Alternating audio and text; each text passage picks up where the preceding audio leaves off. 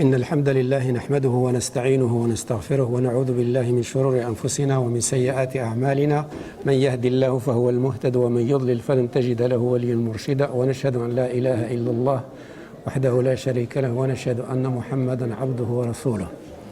في البداية نشكر الإخوة القائمين على المسجد على هذه الضيافة. نغمق السيد الأخ عبد المجيد، نسأل الله سبحانه وتعالى أن يجازيهم وأن يغفر لهم وأن يحفظهم. C'est bon. Inch'Allah, le titre, c'était l'impact du jeûne sur la santé. Mais avant d'avoir l'impact du jeûne, on va essayer d'aborder un petit peu la nutrition en général et la diététique. Il y a 3 paragraphes dans le topo. Le premier, s'il y a énormément de chiffres. D'accord. Le deuxième, c'est le comportement alimentaire. Ou le troisième, c'est le traitement. Le premier paragraphe, il est vraiment important.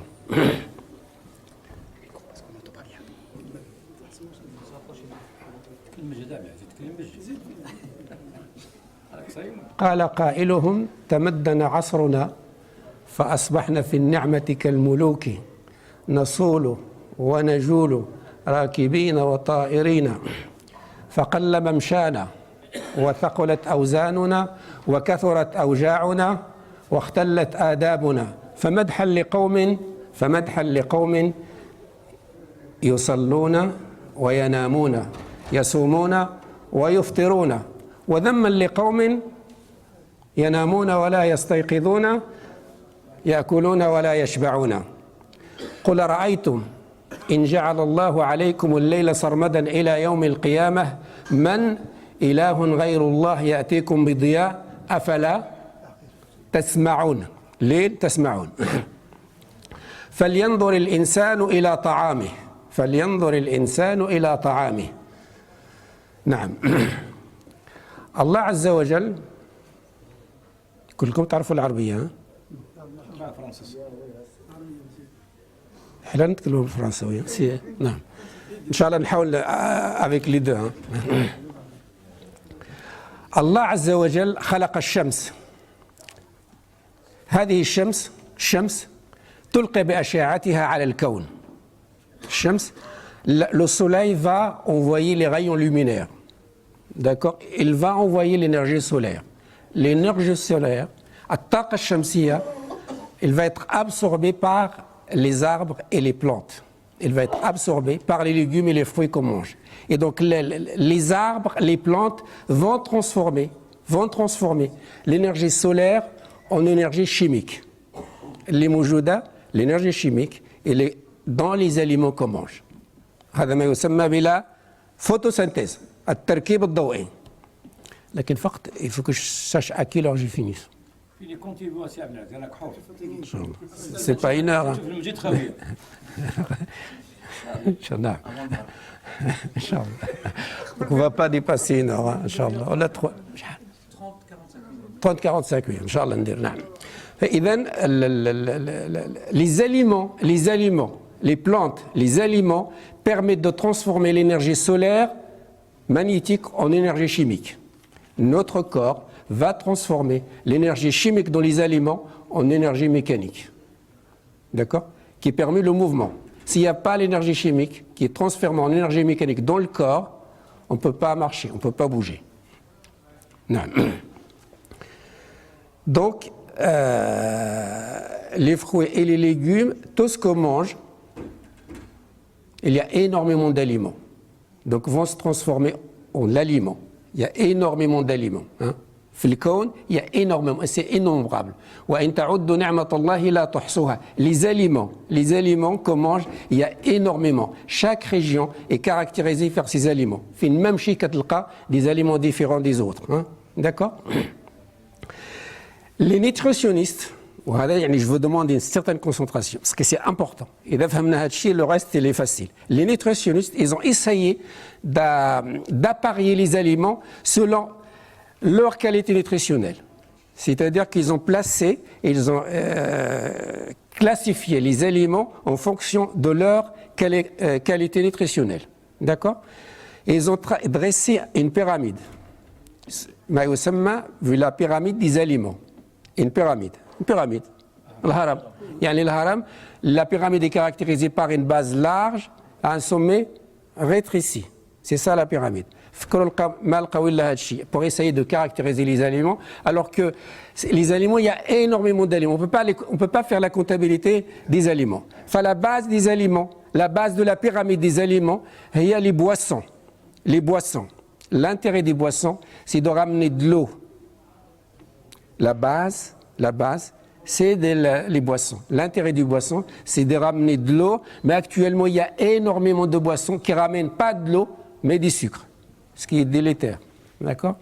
Le deuxième étage de la pyramide, on a les féculents. Il y a à peu près une trentaine d'espèces.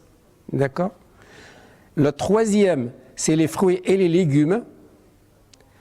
L'intérêt des féculents, c'est de ramener des sucres, des protéines et des fibres. D'accord ? À la fin, je vais vous poser des questions pour savoir si vous avez compris quelque chose. Et c'est ça la diététique. Alors, la pyramide, ça prend 2 ans d'études. Les diététiciens ont donc 2 ans et ça va faire 3 ans d'études rien pour apprendre ça. Hein, d'accord ? Donc la base, c'est les boissons. Le deuxième étage, premier étage, c'est les féculents. L'intérêt des féculents, c'est de ramener les sucres, les protéines et les fibres. Troisième, c'est les fruits et les légumes. L'intérêt des fruits et des légumes, c'est de ramener l'eau et le sucre et les fibres. Quatrième, Allahumma salli ala Sayyidina Muhammad, la viande, les poissons et les œufs. Le lait et les produits laitiers. Les sucres purs et les graisses pures. Donc, on a à peu près par jour 1,5 litre de boisson, 500 grammes de féculents, 600 grammes de fruits et de légumes, 100 grammes de viande, de poisson et les œufs, 100 grammes de lait et de produits laitiers, 50 grammes de graisse pure et 50 grammes de sucre pur. D'accord ? C'est ça. À peu près, on a 3 kilos de masse par jour qu'on doit absorber. D'accord ? Ça, c'est pour un corps. وما جعلناهم هذه الآية اللي مشيت وما جعلناهم جسدا لا يأكلون الطعام وما كانوا خالدين في سورة الأنبياء رب العالمين قال يعني جمع البشر كلهم في جسد واحد. Ça veut dire en français, en termes scientifiques, nous sommes génétiquement programmés pour manger, et nous sommes également génétiquement programmés pour mourir. الله يرضي عليك. وما جعلناهم جسدا لا يأكل يعني un corps obligatoirement il faut qu'il mange. رب العالمين خلقه هكذا. شوف الإنسان من يتولد أي إنسان وأي مخلوق يتولد qu'est-ce qu'il cherche en premier? La nourriture, parce qu'il est génétiquement programmé comme ça pour manger, pour chercher la nourriture. C'est comme ça.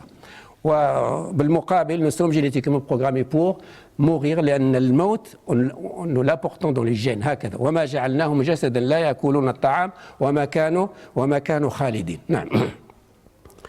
Donc, قلنا في النسيدي la fin de la pyramide. Donc, à la pyramide, il est comme ça. Donc, les boissons, les féculents, les fruits et les légumes, la viande, les poissons et les œufs, le lait, les produits laitiers, les graisses pures et les sucres purs. Après la pyramide, la gastronomie.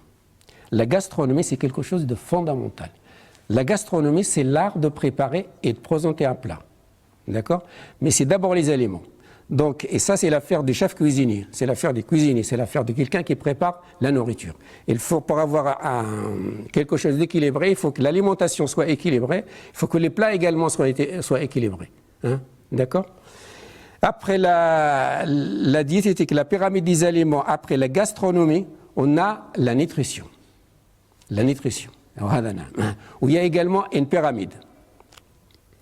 La pyramide de nutriments, c'est pratiquement la même chose. La base de la pyramide, il y a l'eau. La seule boisson indispensable pour le corps, c'est l'eau. Le reste, c'est des sucres. Ce n'est pas indispensable. La seule boisson indispensable pour le corps, c'est l'eau. C'est la base de la pyramide du nutriment. À peu près 3 litres par jour. On va voir en sachant que la moitié elle est apportée par les aliments. Et ça ne se 1,5 litre. Le reste, il est apporté par les aliments. Donc la seule boisson, elle est apportée par l'eau. L'eau, il va apporter l'eau, mais également il va apporter les sels minéraux. Le calcium, le magnésium, le potassium, etc. d'accord. On a 3 types d'eau. يعني إلا كان شي واحد مختص في الماء يصحح لي يفهم كلمة كوريج. داك اللي نعرف. Il y a l'eau naturelle, l'eau de source et l'eau de robinet. L'eau naturelle يبقى naturelle إلى الأبد. Pourquoi? Parce qu'il sort de la roche. و la roche elle est éternelle. La roche يعني نموتو حنا كلنا والجبل يبقى هكذاك. Et la composition de la roche elle est constante dans le temps. Et l'eau naturelle, la composition chimique de l'eau naturelle, elle est constante. C'est des حرازم غادي يحرزم حتى نموتوا. Evian غادي يبقى Evian حتى إلى آخره حتى إلى الأبد. Par contre, l'eau de source, elle peut changer de composition chimique. يعني تزاد في الكالسيوم تنقص إلى آخره. Ou l'eau de robinet, c'est l'eau purifiée. D'accord? Le deuxième, premier étage, le deuxième, la pyramide du nutriment, on a les sucres. Le glucide. On a purifié les féculents, etc. pour donner les glucides. D'accord? Le glucide, on a à peu près besoin de 300 à 400 grammes de glucides par jour. Par jour. D'accord? L'autre, c'est les protéines. Les protéines, c'est calculé en fonction du poids. On a à peu près besoin de 1,2 grammes par kilo et par jour de protéines. D'accord? Hein, c'est ça. Si on mange trop, il va être éliminé par le corps. On l'a stocké. Hein? Les protéines, il y a ce qu'on appelle les acides aminés essentiels. C'est-à-dire qu'ils ne sont pas fabriqués par le corps. Donc, il faut absolument les rapporter par l'alimentation. D'accord?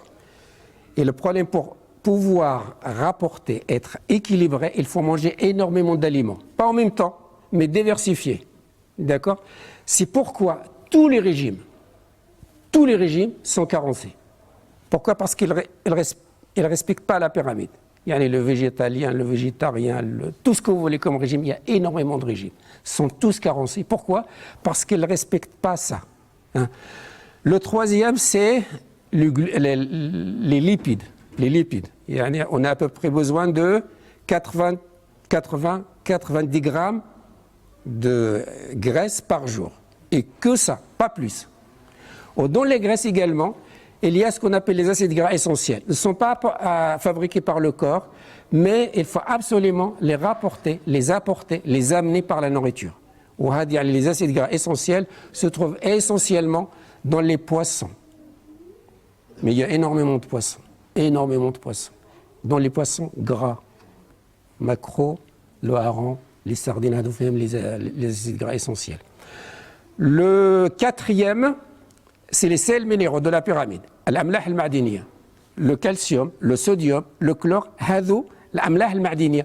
S'il n'y a pas l'amlah al-ma'diniya, s'il n'y a pas les sels minéraux dans le corps, le cœur ne va pas fonctionner. On a tous fait ça, c'est le potentiel d'action. Vous avez un côté positif, un côté négatif, et c'est dû à quoi justement aux différences de potentiel. La différence de potentiel, elle est créée par les ions sodium, potassium. Donc s'il n'y a pas les sels minéraux, le cœur ne peut pas fonctionner. D'accord? Le cinquième, ça doit être les vitamines.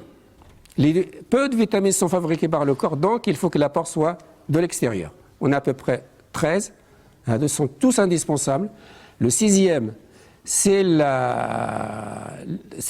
les éléments traces. C'est le septième, les éléments traces. Donc on a l'eau, on a les glucides, on a les protéines, on a les lipides, on a les sels minéraux, on a les vitamines et on a les éléments traces. Les éléments traces, c'est comme le sélénium, comme le zinc.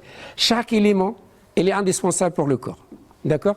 Tous les éléments, tout hado sont il suffit qu'un nutriment manque, il y a un dysfonctionnement, il y a une maladie, il y a une pathologie au niveau du corps. Donc le corps a besoin de tout ça. Et pour pouvoir couvrir tout ça, il faut manger de tout. C'est ce qu'on appelle l'alimentation diversifiée. C'est-à-dire que vous mangez de tout. لذلك Allah Azza wa Jal, il a créé les saisons. Al-Fusul, fi sana, il y a 4 saisons, il y en a 3 mois. Pendant 3 mois, on va manger de tout. Il y a les fruits, les légumes de l'hiver, les légumes de l'automne, etc. Les fruits de l'automne, les fruits de l'hiver, etc. Donc chaque fois, il faut, Allah Azza wa Jal, il a diversifié. Mais avec la technologie, on trouve tout et en abondance. D'accord? Donc ça, c'est important. Donc le corps a besoin de tous les nutriments. S'il manque un nutriment, il y aura une carence, il y aura une pathologie. D'accord? combien on doit manger à partir de décembre 2016. Décembre 2016. J'ai fini à Abdelmajid à 20 heures. J'ai fini, Inch'Allah, à 17h, à 19h05. À partir de décembre 2016, tous les aliments doivent avoir un étiquetage. يعني تشري شي حاجة ça veut dire quoi l'étiquetage ça veut dire يوريك شحال فيه من كالوري شحال فيه من acide gras شحال من فيه des protéines des fibres etc. Ça sera obligatoire. C'est la loi hein. باش انت تعرف شحال كتاكل. Alors combien on doit manger d'énergie? C'est 35 kilocalories par kilo et par jour. 35, si quelqu'un fait un petit peu d'activité physique, on est à 40. D'accord? Par kilo et par jour. Pour 70, ça fait combien, frère? 70 kilos. Par 40, c'est plus simple. Par 40, c'est 40 kilocalories par kilo et par jour. Pour un poids de 70, 2800. Allah, 2800. Pour brûler 1 calorie à 1 millilitre d'eau. On a besoin d'autant de calories que d'eau. C'est vraiment simple. Hein. D'accord, on a besoin de 35 à 40 kilocalories par kilo et par jour. Pour un poids de 70, on a à peu près 2800. Et pour un poids de 70 kilos, on a à peu près besoin de 2 litres 800. C'est ça, d'accord? C'est bon, donc voilà.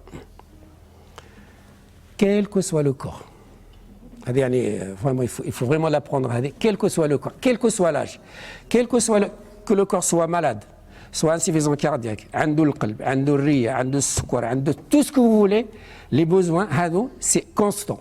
C'est constant. S'il mange moins, c'est la dénutrition. S'il mange plus, c'est l'obésité.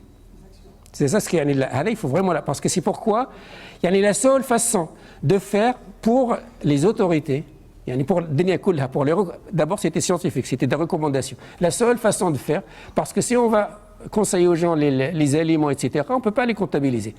Le point commun entre tous les aliments, c'est qu'ils contiennent de l'énergie. Donc, voilà, on a travaillé sur d'abord, c'était déjà scientifiquement, et maintenant c'est les autorités, c'est la loi. Hein.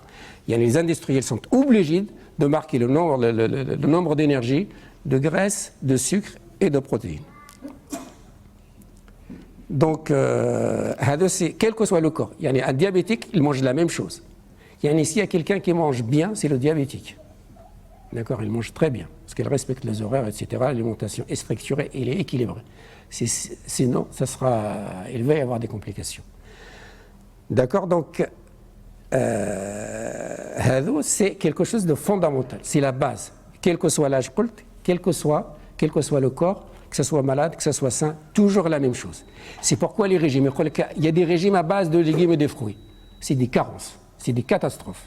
Je suis végétarien, végétarien. Il y a toujours des carences parce que ça respecte pas la pyramide. La seule façon de faire, c'est de respecter la pyramide. 2800 kilocalories pour un corps de 70 kilos qui fait une activité normale. D'accord? Il faut savoir que 75% de cette énergie, 75% de cette énergie, elle est utilisée pour le fonctionnement interne du corps. D'accord? Parce que notre cœur, il fonctionne, combien il bat par jour? 100 000 fois. D'accord? Quand on fait pour une vie, c'est à peu près 2,4 milliards. 2,4 milliards, c'est à peu près 83 ans. Si شحال من شهر خير من ألف إنا أنزلناه في ليلة القدر ليلة القدر خير من ألف شهر. C'est exactement ça. Quand je regarde ça, je ne commence pas par lire le Coran, je tombe sur l'ayat. Wallah, نقرا شويه في la nutrition, mais à un certain moment, je tombe sur l'ayat. Ça correspond. On ne fait pas l'inverse. On ne cherche pas dans le Coran pour aller voir la Coran. Il y a des choses, mais il y a une ressemblance énorme. Ce qui est normal, ce qui est juste.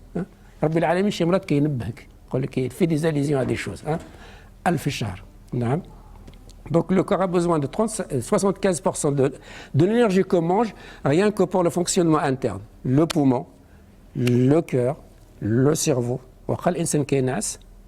Le cerveau il est toujours en fonctionnement. Le cœur est toujours en fonctionnement. L'intestin ne s'arrête jamais. Toujours en fonctionnement. D'accord ? 25% de l'énergie, elle est utilisée pour l'activité physique.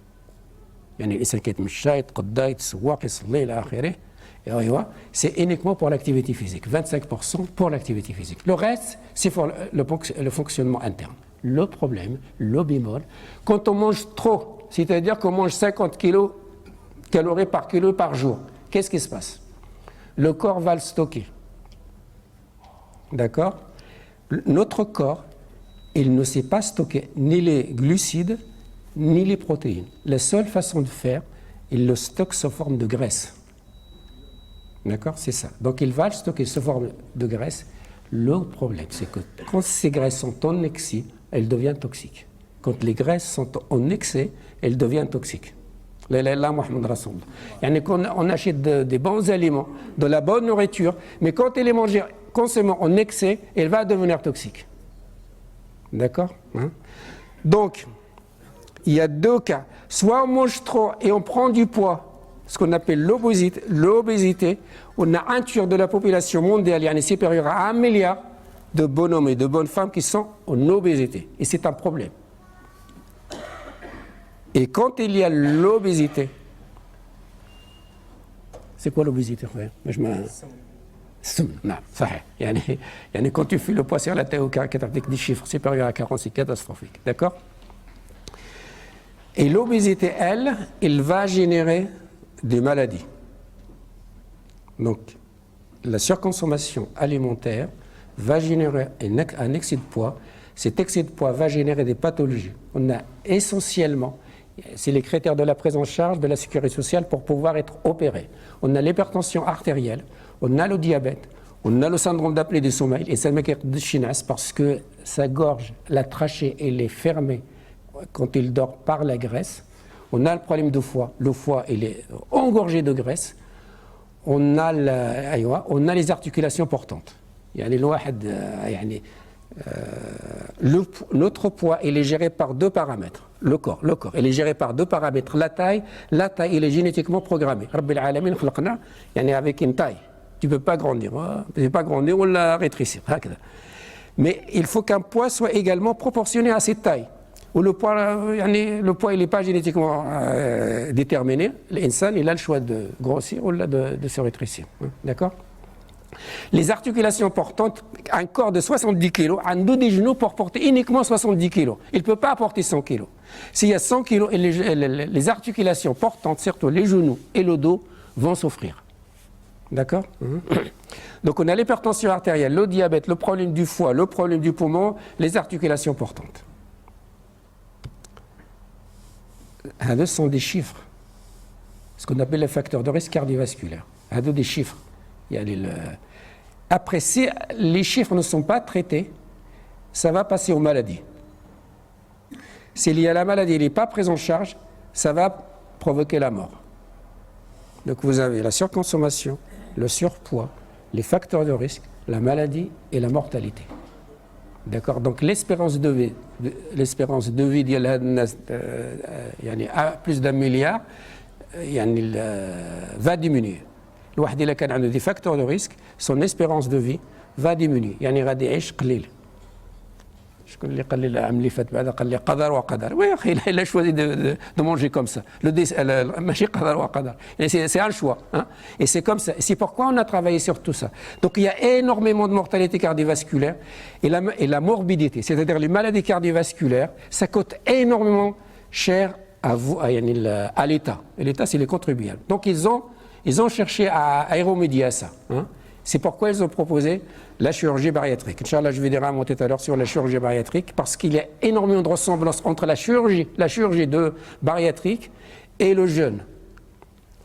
Soit on mange trop, c'est délétère, soit on mange moins, c'est délétère également. Donc dans le monde, il y a des gens qui mangent énormément et c'est délétère, et il y a des gens qui ne trouvent pas à manger, c'est la dénutrition, c'est délétère également. Hein. Donc il faudrait voir un juste équilibre. Hein. Aïwa. Pourquoi on mange trop? Donc c'est ça en fait la question. Pourquoi actuellement les gens mangent trop? Hein? C'est parce que il y a ce qu'on appelle un trouble de comportement alimentaire. Rabbil Alamin, وهذا ما بينته السنة, la sunna des prophètes sallallahu alayhi wa sallam. La prise alimentaire, le manger, la prise alimentaire, elle est régulée. D'accord? Il suffit juste d'écouter le corps, les sensations physiologiques du corps. Quand il y a moins d'énergie, c'est ce qu'on appelle l'équilibre énergétique ou, un autre terme, c'est l'homéostasie énergétique. Quand il y a moins d'énergie dans le corps, le cerveau, il va être informé. Il va déclencher la faim. C'est le cerveau qui va déclencher la faim. Normalement, on ne doit pas manger avant d'avoir faim. Normalement, on mange comme quand on a faim. نحن قوم لا نأكل حتى نجوع. S'il y a quelque chose dans le comportement alimentaire normal, c'est ça. Al-Bashariya, l'humanité, n'a pas trouvé mieux. Et moi, je pense que la guerre d'avenir, ce sera la guerre des principes. Il faut vraiment pas. Il n'y a pas mieux que ça. نحن قوم لا نأكل حتى نجوع وإذا أكلنا. Il n'y a pas mieux que ça. C'est ça. Mais pour pouvoir avoir faim, il faut à un certain moment écouter le corps. Mais si on mange sans avoir faim, on n'est pas rassasié. D'accord? Alors, donc, et quand il y a trop d'énergie dans le corps, dans le corps, le cerveau va être informé, il va déclencher la sensation de rassasiement.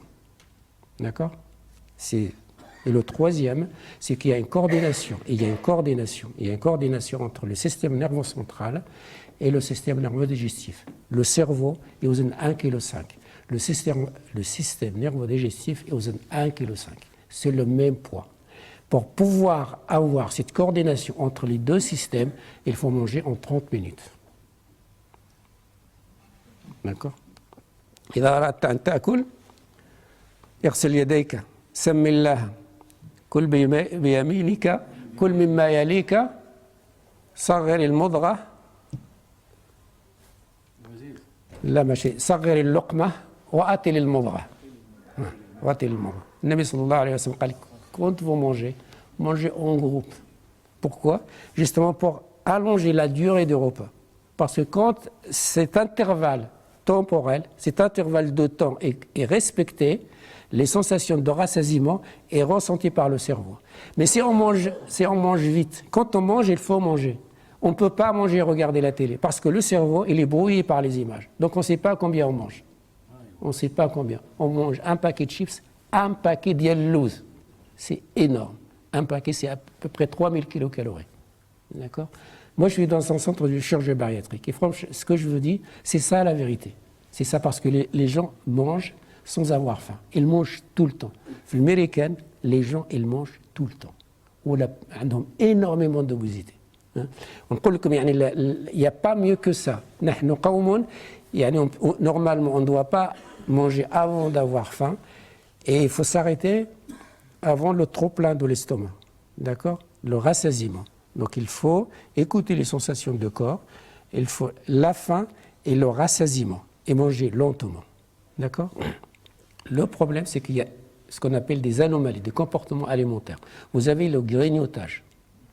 Tout le monde grignote, hein, d'accord? Devant la télé, Inch'Allah, d'abord déjà le match, il y en a vu l'Europe, les gens vont manger énormément devant la télé. Donc le grignotage, ce qu'on appelle les compulsions, l'hyperphagie boulimique. Alors la compulsion et l'hyperphagie boulimique sont caractérisées par la perte de contrôle. C'est-à-dire qu'à un certain moment, il y a un orage névrotique dans le cerveau, l'insan commence à manger n'importe quoi et d'une façon très rapide et énormément de quantité. D'accord? Ça c'est un état à la limite, c'est pathologique. Hein? Ou dans l'autre extrême, c'est qu'il y a des gens qui ne mangent pas beaucoup. C'est l'anorexie. C'est des maladies psychiatriques. Donc, il faut respecter, dans le traitement, il faut essayer de rétablir le circuit normal de la prise alimentaire. S'il y a quelque chose dans le jeûne, avant, d'habitude, on mange, parfois on n'a pas faim. Mais dans le Maghreb, tout le monde est جايعين.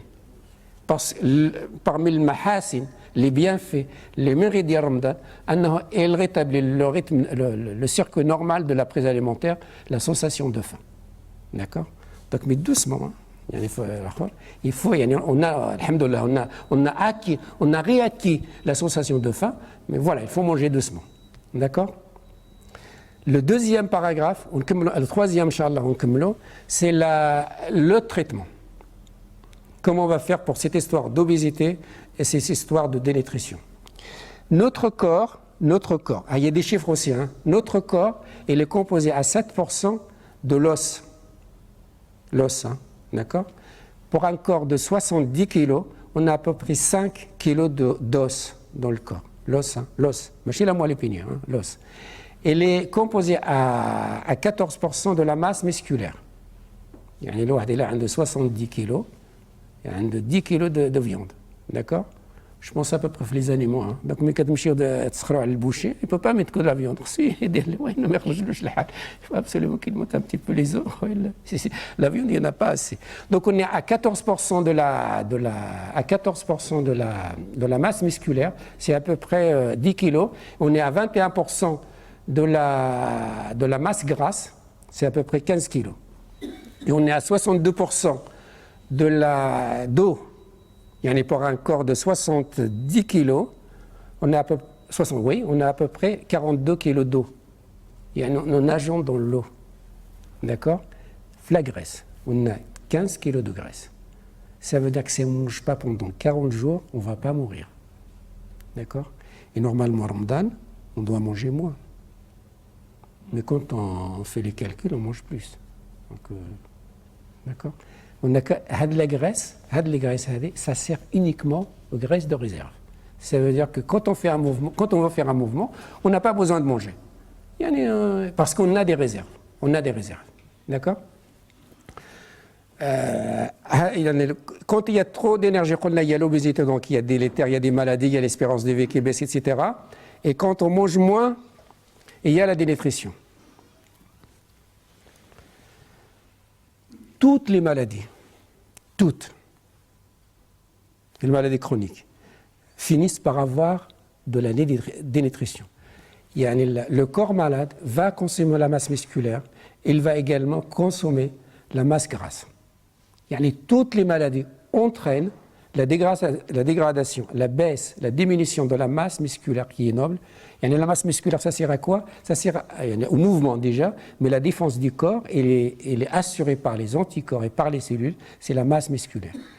Toutes les maladies finissent par avoir la dégradation des protéines, la dénutrition protéique et la dénutrition énergétique. C'est-à-dire que le malade va à la fois perdre sa masse musculaire et il va perdre sa masse grasse. D'accord?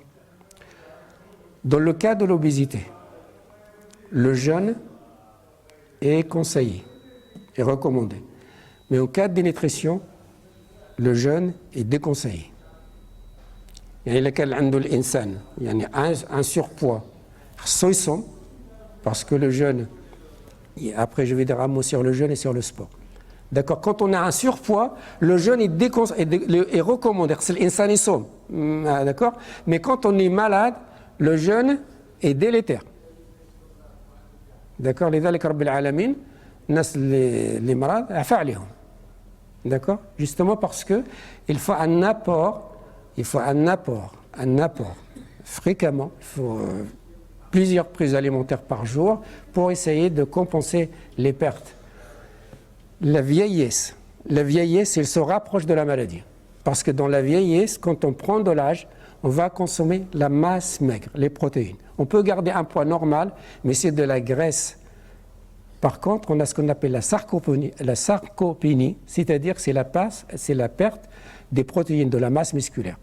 Nous sommes génétiquement programmés pour vieillir. Et quand on vieillit, on perd la masse maigre, c'est-à-dire qu'à un certain moment, c'est comme ça, parce qu'il n'y a plus de muscles. D'accord? Donc, deux cas. Quand il y a un surpoids, trop de nourriture, le jeûne, il fait partie de l'arsenal thérapeutique. D'accord? Il fait partie de l'arsenal thérapeutique. Mais quand on est malade, on est en dénutrition, le jeûne est délétère. d'accord. لذلك رب العالمين واحد يقول لك واش مريض يصوم رب العالمين عفا عليك رب العالمين عفاه هذا. Le jeûne, on le ختموا بها إن شاء الله. Le jeûne, au niveau du corps, il permet deux choses. Il permet la consommation des graisses en excès et il permet la protection de la masse musculaire. يعني الإنسان إلا كان يصوم اللحم ديالو il est protégé par le jeûne. D'accord. Quand on fait de la chirurgie bariatrique, c'est quoi la chirurgie bariatrique? شو واحد يعرف يعني chirurgie de l'obésité يعني معروفة, ça se fait partout. Voilà, soit c'est l'anneau, c'est une méthode, soit c'est ce qu'on appelle la sleeve, la gastrectomie, soit on retire complètement l'estomac.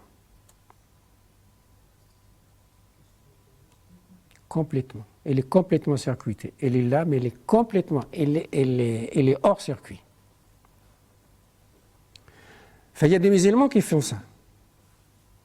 Là où je travaille, dans le centre, il y a des musulmans, ils font la chirurgie. من الناحية الشرعية هل يجوز أم لا يجوز؟ اللي لقيت أنا هو الضرر الأكبر والضرر الأصغر. يعني voilà. Donc c'est pas. Et là, le poids énorme parce que ça va provoquer des maladies graves. Si on retire l'estomac, c'est aussi une maladie. Le fait de retirer l'estomac, ça devient un malade, un vrai malade. Donc il faut un suivi tout le temps. Quand on dit malade, le suivi doit être régulier. Ce n'est pas une angine, on ne traite pas les antibiotiques, non. Une maladie, ça nécessite un suivi, tout le temps, jusqu'à la mort. Ça nécessite des médicaments, la prise de médicaments. Ça nécessite la surveillance de poids. Ça, ce dans la réadaptation, on fait ça, l'éducation thérapeutique. D'accord. Pendant 2 ans, s'il y a quelqu'un qui a été opéré de l'estomac, il va manger 800 kilocalories. Rien, la moitié de la ration normale. Et l'autre moitié, il va la trouver où? C'est la seule façon d'obliger le corps à consommer l'excès de graisse. Il va puiser dans le stock. Comme ça, les gens vont maigrir. D'accord? Ça s'applique mathématiquement à la chirurgie bariatrique. Et ça s'applique mathématiquement au jeûne. Quelqu'un qui veut perdre du poids, il faut qu'il jeûne. Il faut qu'il jeûne. Hein? Le meilleur jeûne, j'ai pas fait la bibliographie de tout ça parce que on va être noyé dans les articles. Le meilleur jeûne, c'est le jeûne de l'été. C'est-à-dire, le bénéfice du jeûne est proportionnel à la durée du jeûne. C'est-à-dire que si on jeûne 20 heures, il est mieux de jeûner que 12 heures. 12 heures, 20 heures, mieux que 12 heures. يعني نصوموا 20 ساعة أحسن من 12. À apport calorique égal. À apport calorique égal, si on mange la même chose, mais si on jeûne 20 heures au lieu de 12, on perd beaucoup plus de poids. D'accord. مفهومة هذه. d'accord. لكن نتفقوا على مسألة وهو الجن. كم كان يصوم النبي صلى الله عليه وسلم في السنة؟ سنة النبي لا سنة. كم كان يصوم النبي في السنة؟ شحال؟ شحال؟ نصف. ما هو الدليل؟ ما هو الدليل؟ أنا جي 2 arguments avant درت الحساب وجي 2 arguments لكن ما عجب لكمش هادشي يعني باسكو سي ان ديسكسيون داكور. الدليل الأول هو أن النبي صلى الله عليه وسلم إلى فاليدي une façon de faire le jeûne ديال هذاك الصحابي الجليل اللي جا عنده قال له أنا je peux faire plus قال له tu vas faire 1 jour sur 2 et pas plus. Donc وهذه لا فورمول ديال من؟ عليه السلام كان يصوم يوما ويفطر يوما. ثم اش كان يدير سيدنا داود؟ سي بروبورسيونيل. Quand on jeûne, la durée du sommeil baisse. وتعرفوا في le sommeil il y a des cycles يعني هذا le dernier c'est le sommeil paradoxal après ça reprend. سيدنا داود كان يصوم وكان يقوم نصف الليل ويقوم ثلثه ينام نصفه ويقوم ثلثه وينام سدسه. يعني il a respecté exactement les cycles de sommeil. Donc son sommeil il n'est pas perturbé. D'accord. Et en plus il mange moins donc il peut faire la prière. يقوم الليل. نعم. Donc هذا المسألة الأولى. عائشة رضي الله عنها قالت كان النبي صلى الله عليه وسلم يفطر حتى نقول أنه لا يصوم وكان يصوم حتى نقول أنه لا يفطر. Ça veut dire quoi? 50%. اوكي نجيو للحساب. رمضان ان موا، الاثنين والخميس شحال؟ 3 شهور. ايوه صافي كومبيان؟ 4 موا.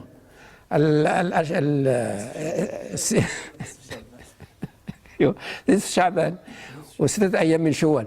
Tu fais le calcul mathématiquement, supérieur à 6 mois par an. 6 mois par an.